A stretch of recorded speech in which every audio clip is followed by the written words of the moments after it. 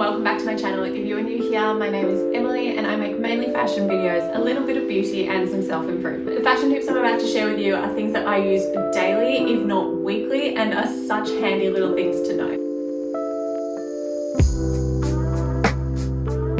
Now make sure you stick around to the very end because the last tip I'm sharing with you is by far my favorite. As a quick side note before we start, I just wanted to mention that I am here today filming in Australia. I live in Melbourne and we're currently sitting in a big thick smog from all the bushfires that are devastating our country at the moment. So this month I have decided to send all my YouTube ad revenue to the CFA of Victoria, which is the Country Firefighters Association of Victoria. So any videos that you watch in the month of January on my channel, please don't skip the ads because all of the money raised from my YouTube ad revenue will be going to support this cause. Now, before we get into the tips, don't forget to do all of the things. Please like and comment on the video if you do enjoy it. And please consider subscribing to my channel. It does support me to continue to make free content like this for you. Now, tip number one, we're gonna start with a simple, quick lesson on how to tie a bow. It is so easy and it is just one tiny change that you need to make when tying the bow of any garment. Usually we tie our bows like our shoelaces, so we tie one loop and then we wrap the other one around it and pull it through and it creates a bow. When we do this on our trousers or dresses, the bow often goes sideways and misshaped and it just doesn't look great. Now this is the one thing you need to change to make the perfect bow. Create your first loop on the right hand side,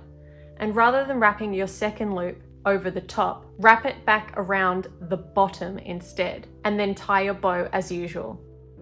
This simple change makes the bow stand upright instead of going wonky and sideways. A little bonus tip, just keep all the fabric flat. Try steaming it out before you make your bow and it just makes all the difference. On that note, my tip number two is to have a handheld steamer. So getting the iron out, the ironing board, it can be really long sometimes, and sometimes we just don't do it because we're lazy. So I recommend having a handheld steamer. Mine is literally this big. It's plugged in all the time. I would have it in my laundry, but I don't have a laundry, so it's just plugged in my office. I have somewhere where I can hang the clothes. I just turn it on when I need to and steam out the creases in my clothes. This is fantastic for items like silk. It gets things out delicately. You're not going to risk ruining it with an iron, and it is so much easier than an iron. My handheld steamer cost me $50. I'm going to link it below because it's a really, really good and affordable brand. I know people who have had this for years. I've actually had mine for 2 years now and it hasn't broken. I know you can get them from Kmart and Target for like 30 bucks, but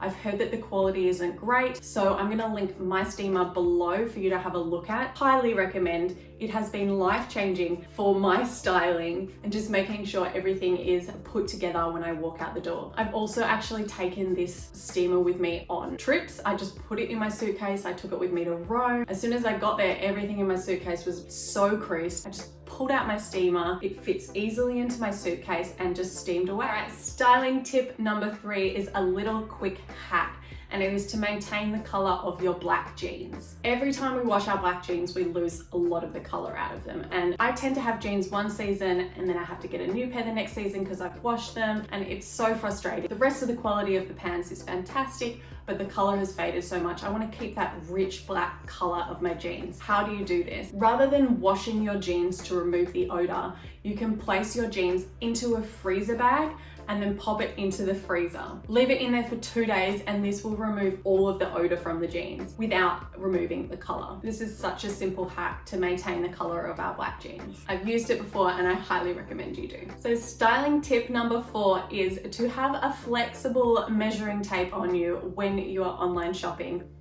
Another really simple, easy thing to do. I've got this one here, which is just your regular flexible measuring tape. I keep this in the top drawer of my living room. I'm always pulling it out when I'm doing online shopping just to double check the measurements and to make sure, because all brands are different. Brands use different fit models, which means their sizing comes up ever so slightly different. So if you want to make sure something is going to fit you properly and you want to have less risk of sending items back, I recommend just getting yourself a tape measure. You can probably get these off Amazon. I will find one and link it below. I'll do a very brief tutorial of where you are meant to measure your body now. So your bust is pretty easy. You want to measure all the way around under your armpits, keep it straight, and around the biggest part of your bust. Try measuring without any bra on, or if so, a really thin bra, not a padded bra, so you get an accurate measurement. The next is the waist. Pretty simple. You just want it around just above the belly button at your waistline and measure there. The next is your hips. This is probably where most people get things wrong. So rather than here, you want to measure your hips just below. Your hips are actually down here, and you want to get around the biggest part of your bum because you've got to make sure that your bum fits in things. So just down here, so that's it there, and that's your hip measurement. Okay guys, styling tip number 5 is the half tuck. Now I don't need to spend a lot of time on this because there's a lot of content out there about the half tuck, but basically the reason why the half tuck is so good is because it gives you a little bit more shape. It makes your outfit a bit more dynamic and not so drab. Obviously today I'm not doing the half tuck, I just decided not to. You gotta feel what feels right to you, but sometimes when I wear this top, I do give it a little half tuck, pop it in like that, right down the middle, and tuck like this.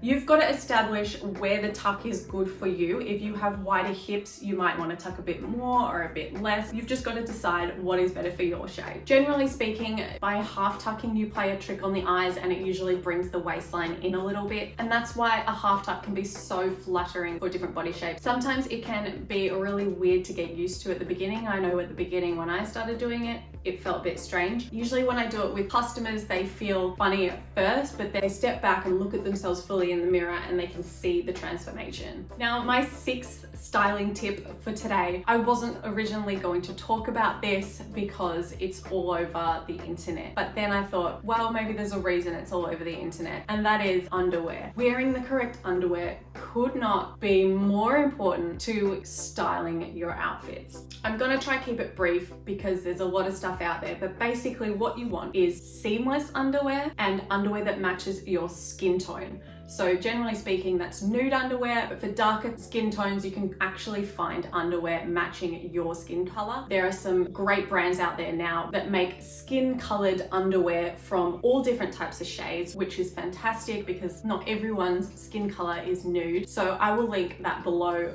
for you to check out, but basically you want seamless and something that matches your skin tone. When it comes to bras, a nude bra is a must. A nude t-shirt bra, you should definitely have one of these in your wardrobe. I have a really good one from Victoria's Secret. I know they can be more expensive, but it is literally the bra that I wear every single day. I'll link it below. Another great tip for bras is to find one that has a good coverage, not just at the front, but at the back. So rather than having thin straps at the back, you want something that has kind of thicker straps. And this might sound a bit ugly, but you can get them with like a lot of lace at the back. So I'll try find a couple of bras below and link them, but online shopping for bras isn't the best thing to do. You really want to go into store. So I recommend going to get fitted. I know it's an uncomfortable thing to do at first, but if you just go in there, it's an hour of your life. Go spend time with someone, a bra specialist who can fit you and get you things that you feel super comfortable in. And make sure you try tops over the bras as well, not just the bra itself. Put a t-shirt over it,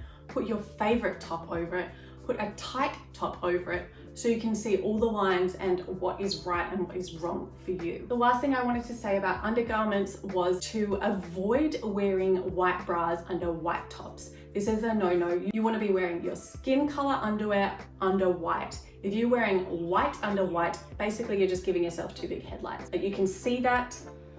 You can see white through. Nude, just everything looks seamless. As for underwear, if you are not into wearing thongs because you might find them really uncomfortable, you can find underwear that is still full coverage, but it has lace on the bum. So then what the lace does, like a thin lace on the bum without that seam, gives that seamless kind of effect. All right, guys. Finally, tip number 7, my favorite little hack. This I've taught to a couple of people recently at work and they've been like, oh my God. So you might know it already, and I apologize if you do, but for me, when I first found this out, it was very exciting. So the 7th tip is a hack to make sure that you do not get makeup on your white tops. We want to avoid this. How many times have you put on a white top, especially when you're trying on things in a shop and think you're doing a great job, you think you're pulling it all the way over your head, and then you put it on and you've got makeup there. And you're like, but how? Simple trick. Let me show you. All right, exhibit A, this beautiful roll neck cream jumper. I want to put this on without getting makeup all over that. And also, I don't want to ruin my makeup. Exhibit B, a very lightweight silk scarf. It goes over your head. Then you get your jumper, pop it over my head.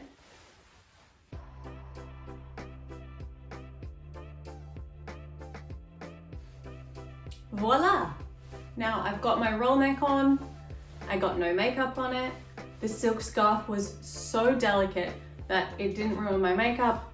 My hair got a little fluff, what's a little extra volume, and that is it. Simple little styling trick. You can do this with white t-shirts, turtlenecks, gray t-shirts, cream jumpers, absolutely anything you want. Just pop the scarf over your head, put the item on as normal, and pull it off. So I hope you enjoyed my 7 styling tips. If you got any value from this video, please comment below and let me know which tip was your favorite, which one you're gonna be using all the time. If you have any extra tips that you wanna share, leave them in the comments. I'm always looking for extra tips. I hope you enjoyed today's video and happy styling. Peace.